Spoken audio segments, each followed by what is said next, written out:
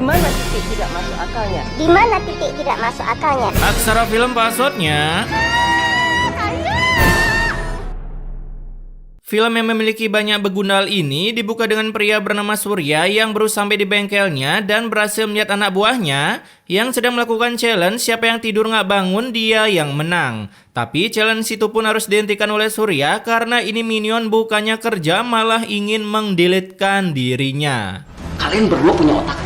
Ya jelas enggak dong, kami kan NPC GTA. Kala itu si Surya pun menyuruh minion ini mencari cara agar mendapatkan pelanggan, tapi karena minion ini geblek, Surya pun memberi kata-kata family friendly-nya yang tentunya mewakili unek-unek kita semua. Susah ngomong sama kalian. Otak kalian ini didengkul. Nah, tumben ada yang nyadar ya. Kemudian si Surya yang melihat berita di koran, otaknya pun mulai melakukan strategi ATM-nya, ya amati tiru mati aja lu, karena ia dengan santuinya menyuruh dua budak kecil ini menebar paku di jalanan agar beberapa dari mereka auto terbenetkan karena banyak kempes lalu keselip terak tronton, sementara sisanya yang selamat bisa menambal bannya di bengkel si Surya. Aduh, dari kemarin azabnya tentang ban mulu ya. Emang dah ban itu nyusahin para warga?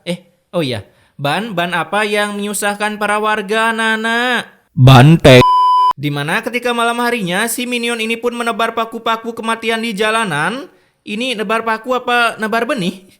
Sehingga saat pagi harinya, paku kematian itu pun berhasil mengenai para entitas terkuat di bumi. Hasil bengkel Surya pun auto ramai pembeli. Nah, di seberang bengkel Surya ada lagi bengkel milik Rudy tanpa tabuti ini yang tentunya tidak mendajalkan karena Rudy mengajarkan anak buahnya untuk turut senang jika saingannya ramai pembeli. Apalagi ramai karena kelakuan dajal, karena itu bisa mengdeletkan pesaing sehingga tak ada pesaing lagi. Wah, patut ditiru nih triknya.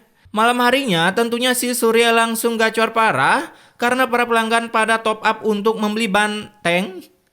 Enggak. Membeli ban Surya agar bisa melanjutkan tujuannya menjadi NPC GTA profesional. Buset dah, modal jualan ban dalam doang segitu banyaknya ya dapat cuan. Jadi pengen jualan ban deh. Paku sih udah banyak di rumah. Nah besoknya... Gila suara ban meletusnya keras amat ya. Seperti biasa di bengkel si Surya selalu ramai karena para NPC GTA ini belum password ban tablet. Tapi untungnya mereka sudah sadar pasti ada yang menebar paku di jalanan. Namun ternyata otak para NPC ini belum benar-benar bisa digunakan 100% karena ketika Surya mengatakan kalau bengkel sebelah yang menebar paku, aduh, dengar sendiri deh. Biarin aja tuh, nanti juga kena batunya. Allah tuh maha melihat. Iya, tapi elu yang nggak bisa ngeliat, Bambang. Udah jelas-jelas bengkel sebelah sepi, malah percaya dia yang nebar paku. Aduh. Kemudian saat malam harinya, seperti biasa, malah lari. Para budak kecil ini pun menebar paku pembawa rezekinya, lalu sedikit melakukan percakapan yang sungguh di luar nalar. Toh yang nyuruh kita ini Pak Surya. Ya jadi kita serahin aja semua dosa kita sama Pak Surya. Dikira dosa bisa di giveaway apa ya?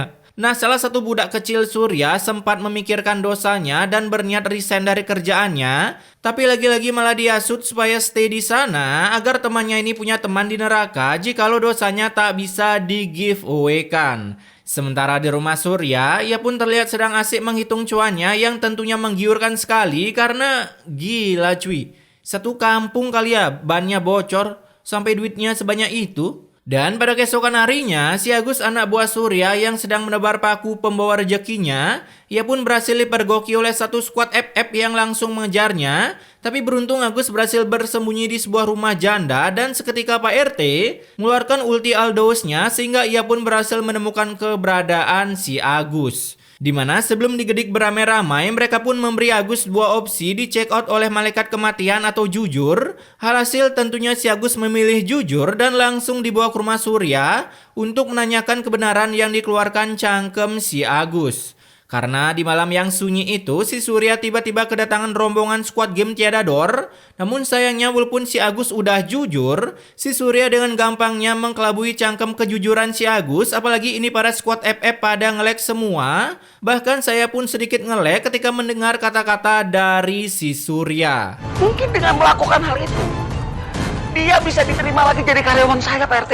Hubungannya apa cuy, nebar paku sama keterima kerja lagi? Nah, karena para anggota squad ini lebih lama nge-lag-nya dari otak saya, ya mungkin pakai provider yang sudah dijual ke Singapura, cuaks.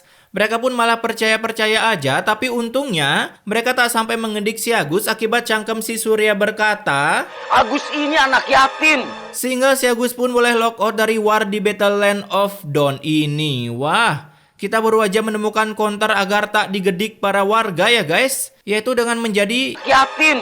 gelap. Kemudian keesokan harinya, si Surya yang sedang reading, motor Vespa-nya malah tiba-tiba konslet. Dan datanglah seorang entitas terkuat di bumi yang berbasa-basi agar sekedar nongol aja di acara TV ini. Tumben berangkat kerja pagi-pagi. Lah, kalau malam pulang kerja namanya bu. Dan saat si Surya mengegas motornya sekencang kilat karena kebelet boker,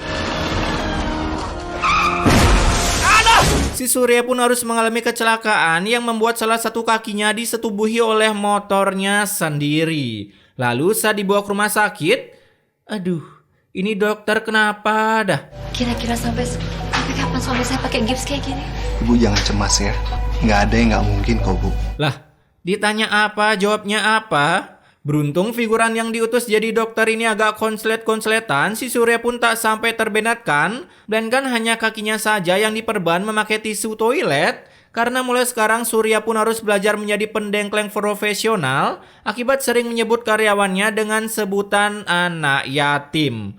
Noh, buat kalian player toksik, hati-hati dah. Nah, di malam harinya, anak buah Surya pun mulai ketakutan terkena azab seperti bosnya. Ya, walaupun tak pernah mengetik yatim ketika main ML, tapi baru aja mau resign kerja, si Surya malah menolak. Lalu datanglah istri Surya yang memberi ceramahnya karena baru menyadari kalau suaminya adalah seorang begundal MC di film azab. Jadinya ia pun takut suaminya di-delete dari kehidupan dan ia harus menjanda atau menikah dengan Rai Kage. Kala itu mendengar ceramah dari istrinya, membuat Surya tak sengaja menyebut azab maksudnya. Mana murkanya mana? Sampai membuat Eudora benar-benar murka dan mengsumonkan The Headslinging Slasher untuk menghidup matikan lampu di rumah Surya. Sebagai pertanda kalau Surya diberi dua opsi yaitu hidup atau mati. Asik. Kemudian keesokan harinya datanglah Rudy ke rumah Surya untuk memberi selamat atas kaki Surya yang telah disetubuhi motor sampai lemas dan tak bisa berjalan.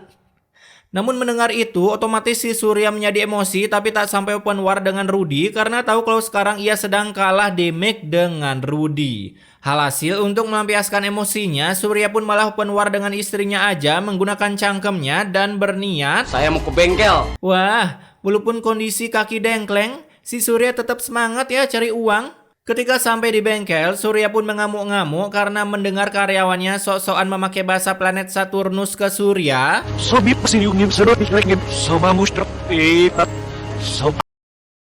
Marah, tapi tetap saja para karyawannya tak mau menggunakan bahasa planet bumi agar si Surya semakin stres yang lalu terbenetkan. Kalian punya mulut kan? Kalian sudah merasa hebat. Nah, si Surya yang merasa tertantang diajak ngomong memakai bahasa planet lain, ia pun sempat mengajak Bewan Estes karyawannya, ya yang kalah harus dibenet dari dunia. Ampun bos. Hasil mereka pun auto terkena mental dan berjanji tak akan menantang Surya lagi Bewan bahasa asing. Dimana di malam itu juga mereka akhirnya mau menebar paku-paku pembawa rejeki untuk bengkel si Surya, karena jika tidak, cari kerja sulit bos daripada dipecat. Susah buat saya cari kerjaan di tempat lain. Karena faktor umur. Ya, itulah ciri-ciri lowongan di negeri ini. Maksimal umur sekian dan berpenampilan menarik. Cuaks. Dan ketika pagi harinya, seorang yang sedang sanmori pun harus terkena imbasnya karena ia harus nyungsep ke jalanan yang penuh akan beton. Lalu saat dibawa ke rumah sakit, datanglah Agus dengan topi ala-ala bocah petualang, ya kurang warna merah aja, di mana ia memberitahu ibu si korban bahwa anaknya nyungsep ke beton akibat ulah si Surya yang menebar paku di jalanan. Nah, mendengar cangkem kejujuran itu, otomatis bapak korban dengan perawakan yang besar ini langsung cus OTW ke bengkel Surya, mencoba open war di sana. Namun setelah melihat kondisi kaki Surya yang tulangnya mengalami erosi, tensi di kepala mereka pun tiba-tiba reda, bahkan sempat-sempatnya meminta maaf. Maaf pak. Nah, on banget kan? Lalu kesempatan ini pun dipakai Surya untuk menggunakan cangkem VOC-nya, ya adu domba, dengan memfitnah kalau begundal si Rudy lah yang menebar paku-paku di jalanan. Buset dah. Kayak cinta buntu segitiga. Si Agus bilang Surya pelakunya, si Surya malah bilang Rudy pelakunya. Dan akibat cangkem VOC Surya, para squad ini pun langsung OTW ke bengkel Pak Rudy yang tanpa mau mendengarkan sedikit pun kalimat dari Pak Rudy, karena bisa-bisanya mereka langsung menyuruh si Rudy menutup bengkelnya agar tak mencelakai banyak orang lagi. Gila nggak tuh? Semua bukti menuju kepada Bapak. Bapak kolah bukti-bukti. Buktinya cuma dari cangkem si Surya. Bisa-bisanya bilang bukti-bukti tertuju ke Bapak. Jadinya daripada terjadi open war satu kampung cuman karena satu bengkel, si Rudy pun terpaksa menutup bengkelnya lalu mengekik dua anak buahnya yang tak kuasa menahan tawa. Lepaskan saja bang. Di sisi lain si Surya pun sangat senang luar biasa karena melihat saingannya sudah gulung tikar. Kemudian datanglah budak kecilnya yang ingin resign dari sana karena merasa dosanya sudah banyak dan takut nanti matinya susah ditanam. Namun setelah mendengar kata-kata dari si Surya, Dosa saya yang atur. wih, gila elemen baru nih guys, avatar pengendali dosa. Begunal ini pun gak jadi resign, apalagi setelah mendengar kalau sekarang Surya lah yang akan turun langsung ke Battle Land of Dawn untuk menyebar paku-paku pembawa rezekinya. Dimana ketika malam harinya dengan bermodalkan cosplayer seperti Guru Guy, Surya pun menebar benih-benih paku dengan santuinya. Buset, itu motor lewat bisa-bisanya nggak curiga. Dan dari kejauhan kejadian itu pun dijadikan vlog oleh si Agus, si bapak petualang, yang lalu memberikan hasil vlognya itu ke para warga, sehingga membuat tensi para warga mulai naik di tengah malam dan langsung cus OTW ke rumah si Surya. Sementara si begunal Agus, bapak petualang ini, diam-diam datang ke bengkel Surya untuk menyiram bengkel itu dengan seliter kencing titan. Karena ketika kencing itu dipadukan dengan Katon no Jutsu, sebuah efek yang realistis pun tercipta membakar habis bengkel si Surya. Kemudian di sisi lain, para warga yang sudah bersatu pun mulai mendatangi rumah Surya tanpa mengucapkan Hi vlog, welcome to my guys. Karena hanya bermodalkan HP Oppo yang pecah, para warga pun berhasil mendesak si Surya. Tapi saat mau dibawa ke kantor polisi, anak buah Surya pun datang untuk memberi selamat. Selamat atas bengkelnya yang sudah dilanda Ultivalir. Mendengar itu, seketika si Surya langsung cus OTW ke TKP. Namun cuman bisa AFK, bahkan mata saya pun tak bisa melihat kejadian apa yang terjadi di sana. Karena ketutupan dengan efek-efek yang luar biasa. Aduh, efek apa coba nih? Dan tak lama kemudian setelah saya bisa menganalisa, terlihat si Surya yang kepalanya keliengan, ya mungkin karena saking muncratnya tensi di dalam tubuhnya. Alhasil ia pun memilih masuk ke mode hemat paket datanya alias memilih untuk pingsan. Dimana saat terbangun kaki Surya malah tiba-tiba ngestun tak bisa bergerak. Jadinya kini ia pun bukan berdengkleng lagi, melainkan harus berjalan menggunakan bom-bom kar dengan roda 2 ini. Bahkan mungkin karena sudah mendekati ajalnya, saat Surya rebahan santui, ia pun tiba-tiba seperti orang keselam mic clip-on segede gaban, sampai memblokade jalur-jalur pernafasan yang ada di tenggorokannya. Alhasil karena tak bisa bernafas, ya apalagi dong kalau bukan mati. Aduh, gila nggak sadis cuy kematiannya. Apaan mati kok karena gagal nafas?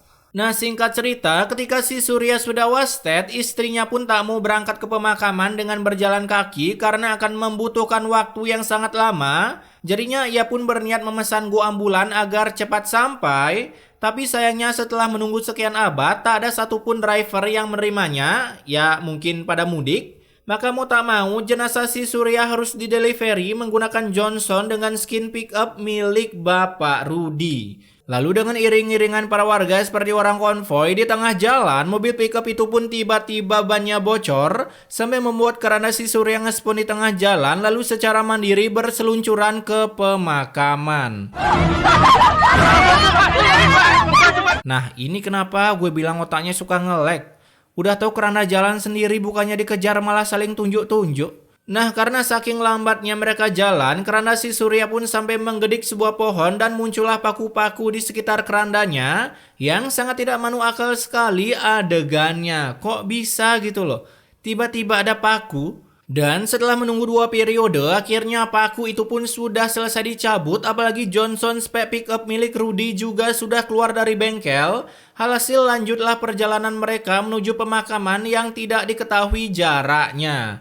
Karena setelah sekian lama di perjalanan dan mungkin mereka sudah bosan naik mobil, mereka pun akhirnya lebih memilih mengangkat kerandanya sambil jalan-jalan olahraga santuy menuju tempat yang sangat sempit sekali, bahkan sampai menyeberangi sebuah jembatan lalu masuk ke dalam hutan. Buset dah, mau nge-give beban kampung aja ribet. Nah, setelah berhasil keluar dari hutan, mereka pun lanjut masuk ke perkebunan warga yang kita bisa lihat karena kameramen sampai terbang menyorot mereka hingga akhirnya sampai juga perjalanan yang sungguh melelahkan ini di sebuah kuburan. Ini kuburan apa kebun warga dah? Gila, kuburan si Surya view-nya langsung ke sungai. Mayan kan kalau arwahnya gabut gitu bisa cuci mata ngintipin orang mandi.